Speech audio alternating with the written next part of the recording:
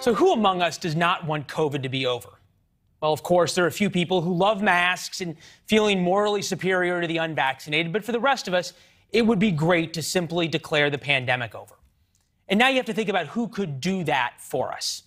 And we'll start with the qualities that someone would need to do that. Someone with wide-ranging trust of the American people, someone with some leadership experience, someone with a history of commenting on the moral topics of the day.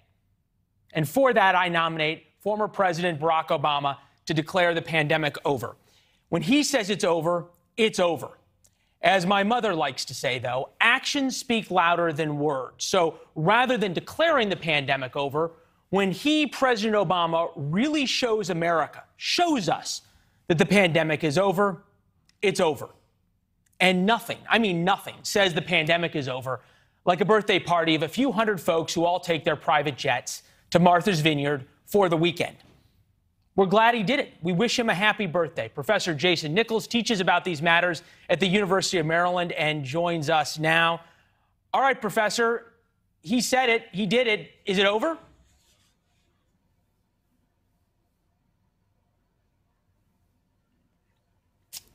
And this is when your last guest doesn't I can't have hear audio. Leland, He can't but I hear hear you us. guys.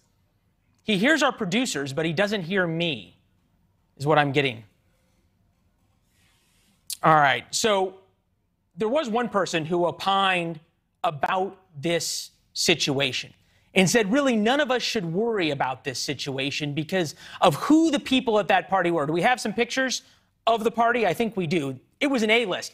David Axelrod, the president's longtime advisor, we understand got disinvited so President Obama could dance and party with a number of people who I don't know their names of because I'm not into pop culture, but I was told that there were some real A-listers there. And now we understand that the professor could hear us. Professor, you're on everybody's A-list, on our A-list, but I don't think you were invited, right? He's cutting in and out now. Nope, nope.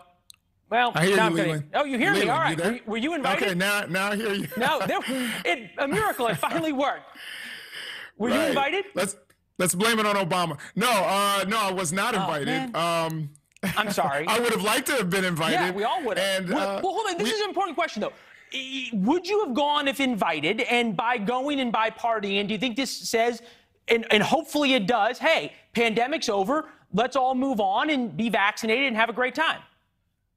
No, I think it does not necessarily say that. What it does say is that that part of the country is not a hot spot, that they had a COVID coordinator for the party, that, you know, you had to adhere to a testing regimen, and that the CDC, they were following CDC guidelines.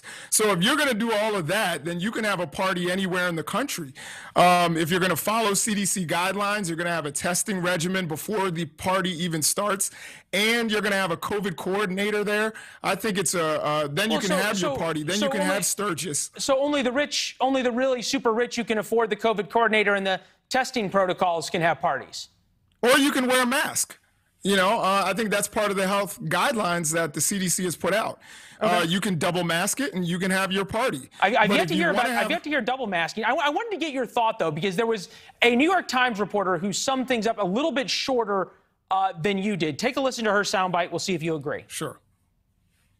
This is going to be safe. This is a sophisticated, vaccinated crowd, and this is just about optics. It's not about safety. And the left wonders why the rest of the country thinks they're arrogant? Yeah, I think that was a poor choice of words to say sophisticated. Makes it sound as though other people are not sophisticated. But I think, you know, the important part was that she said that the crowd was vaccinated, that they were being tested, and therefore it was safe in order to have this party and to have people not masked. So I think that was her major point, but it was definitely a poor choice of words on her part. What do you make of the fact that all the staff had to wear masks and the guests didn't? Yeah, I mean, I think that's probably not a great look either. I think that, there are lots of ways that they could have done things to create better optics. But one of the things that we've been hearing on the right oftentimes is, why is this person wearing a mask indoors? They don't need to do that. This is just theater.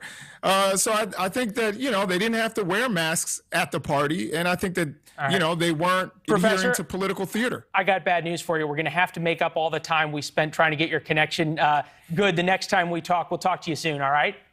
For sure. Thanks, we got to run. Thanks, Professor. We'll be right back.